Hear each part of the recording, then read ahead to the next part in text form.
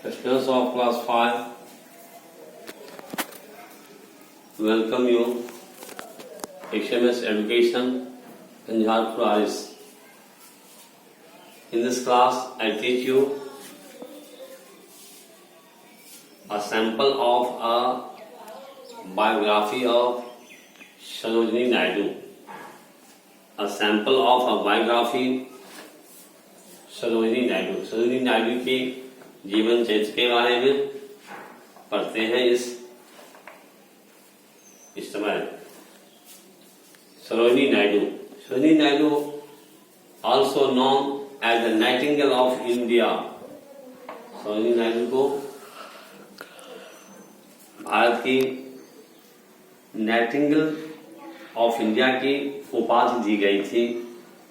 वह इतने ही सुमधुर और एक सरल भाषा में अपनी वक्तृत्व कला को प्रस्तुत करती थी। She was born on 13 February 1879 in Hyderabad. Sarojini Naidu का जन्म 13 फरवरी 1879 ईस्वी में हैदराबाद में हुआ था। The eldest of 8 children, Sarojini pursued her education at the University of Madras and later at King's College, London and Girton College, Cambridge. Sarojini Naidu अपने माता पिता के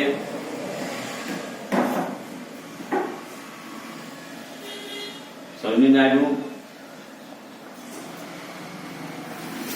वैसे 8 भाई बहन थे अपने माता पिता के, और अपने 8 भाई बहनों में सबसे बड़ी थी। एल्डेस्ट चिल्ड्रन यानी कि सबसे बड़ी बच्ची थी अपने माता पिता के। सरोजिनी का शिक्षा मद्रास यूनिवर्सिटी से आरंभ हुआ। At King's College, Madras university में किंग्स कॉलेज से उन्होंने उच्चतर शिक्षा प्राप्त की। हायर एजुकेशन किंग्स कॉलेज से आरंभ की और बाद में जाकर के यूनिवर्सिटी ऑफ मद्रास सरोजिनी नायडू अपनी शिक्षा मद्रास यूनिवर्सिटी में आरंभ की और बाद में जाकर के लंदन के किंग्स कॉलेज में भी अध्ययन किया, फिर कैम्ब्रिज में भी अध्ययन किया। When she was 19 years old, she married Paidipati Govindarajulu Naidu, doctor. When she was 19 वर्ष की उम्र में सरोजिनी नायडू की शादी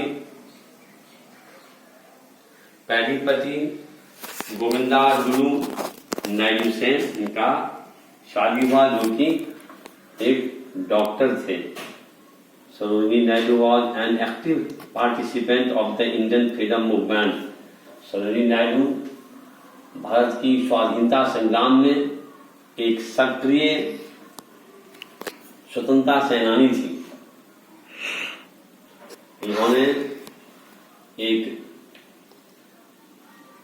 महिला होते हुए देश की स्वाधीनता संग्राम में बहुत ही एक्टिव पार्टिसिपेशन की है। During the partition of Bengal in 1905, she met leaders like Gopal Krishna Gokhale. 1905 ईस्वी में बंगाल का विभाजन हुआ। उस समय उन्होंने देश के गणमान्य नेता गोपाल कृष्ण गोखले जैसे देश के नेता एनी बेसेंट, महात्मा गांधी के साथ भारतीय राष्ट्रीय आंदोलन में भाग ली थी। Thereafter, she traveled to different parts of India and visited countries such as South Africa and North America to deliver lectures on the national movement in India. उसके बाद वे भारत के विभिन्न भागों में यात्रा की थी और भारत के बाहर विश्व के अनेक देशों में भी उन्होंने यात्रा किया था, अपना भाषण दिया था। विश्व के अन्य देशों में जैसे साउथ अफ्रीका, नॉर्थ अमेरिका में भी जाकर के उन्होंने भारत की स्वाधीनता आंदोलन से संबंधित अपनी भाषण दिया था। Sarojini Naidu was also a renowned poet. Sarojini Naidu एक ज्ञात, एक सर्वविदित कवयित्री थी। Her works include The Golden Threshold, The Bird of Time, The Accepted Flute, and The Feather of the Dawn. These are the books written by Sarojini Naidu. ये सारी बुक सरोजिनी नायडू ने लिखा था, जिसका नाम है द गोल्डन थ्रेशहोल्ड, जो 1905 में पब्लिश हुआ था। द बर्ड ऑफ टाइम 1912 में पब्लिश हुआ था। द एक्सपेक्टेड फ्लूट 1928 से प्रकाशित हुआ था। The feather of the dawn 1961 ईस्वी में प्रकाशित हुआ था। Sarojini Naidu became the first Indian woman to be the president of the Indian National Congress. Sarojini Naidu Bharat की सबसे पहली महिला थी जिन्होंने भारतीय राष्ट्रीय कांग्रेस की प्रेसिडेंट बनी थी। She was also appointed the governor of United Province, जो अभी उत्तर प्रदेश के नाम से जाना जाता है। उत्तर प्रदेश को पहले यूनाइटेड प्रोविंस का नामकरण था। सरोजिनी नायडू को यूनाइटेड प्रोविंस से यानी कि उत्तर प्रदेश का गवर्नर बनाया गया था। आफ्टर इंडिपेंडेंस, स्वाधीनता के बाद, आजादी के बाद सरोजिनी नायडू को उत्तर प्रदेश का गवर्नर अपॉइंटमेंट किया गया था। Her literary works earned her a place in the Royal Society of Literature. उनकी जो लेखन कला थी, वक्तृत्व कला थी, इससे उन्होंने रॉयल सोसाइटी ऑफ लिटरेचर में बहुत ही ख्याति प्राप्त की थी। She served the nation at her best tribe.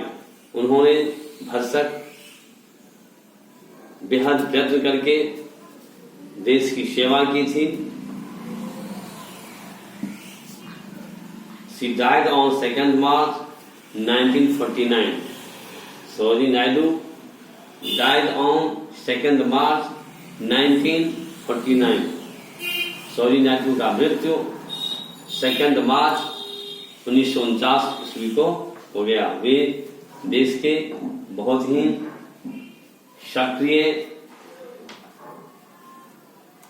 स्वाधीनता संग्राम की सदस्या थी।